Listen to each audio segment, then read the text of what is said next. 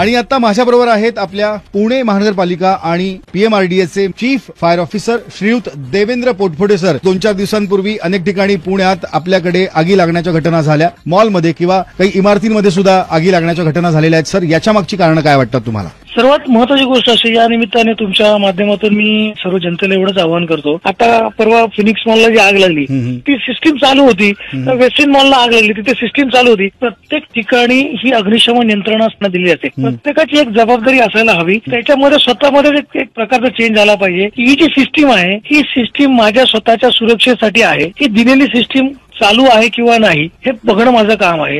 हे मला वापरता येईल का? In case of emergency fire department तर तुमच्या मदतीला आहेच, परंतु फायर डिपार्टमेंटची मदत पोहोचण्यापूर्वी किंवा फायर डिपार्टमेंटची मदतीची वेळ येऊच नये.